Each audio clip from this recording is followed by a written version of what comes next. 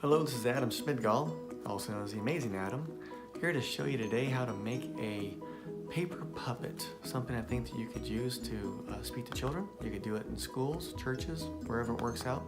And of course, it's very simple to make, and even youth would love to make these. But be sure to stick around to this video, because at the end, you'll see a time-lapse, fast motion video of how it was made.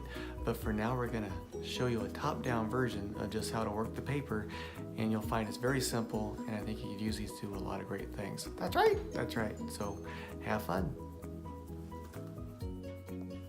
Okay, here it is looking top down. What you're gonna do is fold the paper in half. I always like to match up my corners and then slide towards the crease to get a good solid even line.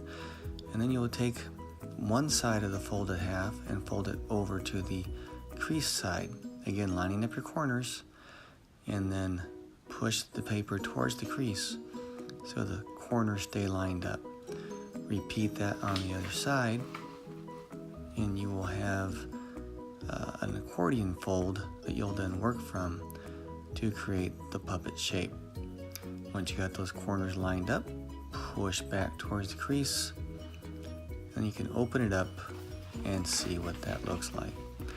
Now you'll take a corner and fold it to the inside, and again hold the corner down and push back towards the crease. Find the line there, again put the corner against the crease and push it back.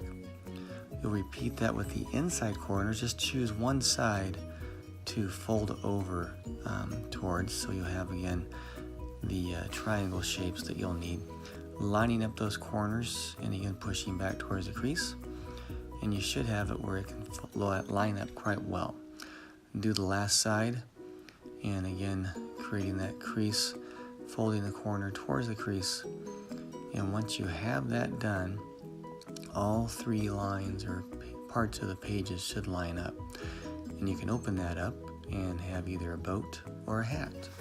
But you're not done yet.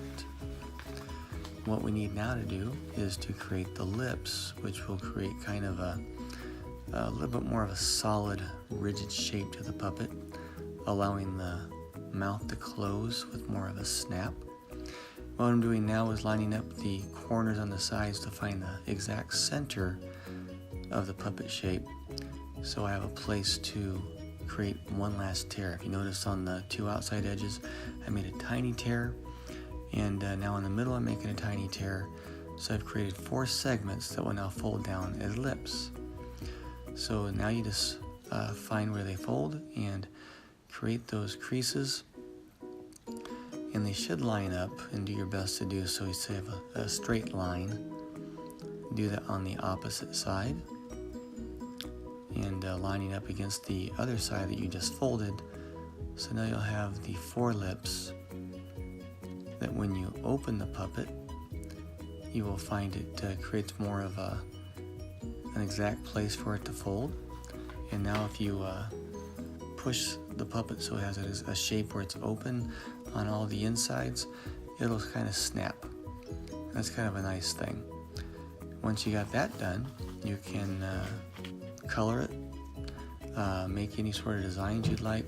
I'm just going to put a couple of eyes on it right now, and those eyes of course will help you know which the top of it is, give a little bit of character.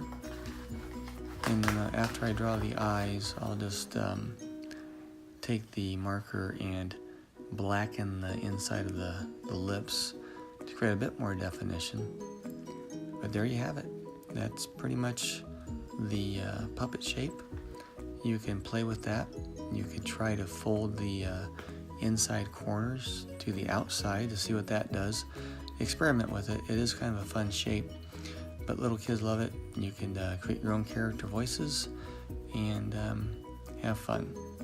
As promised, once we have all those lips outlined, the next portion of the video will be a time lapse where it'll be in fast motion of the whole thing being put together.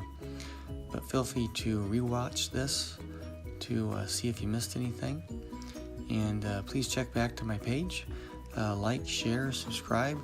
But I will be trying to post more how-to videos for things that can be used in education as well as ministry. Thanks for watching.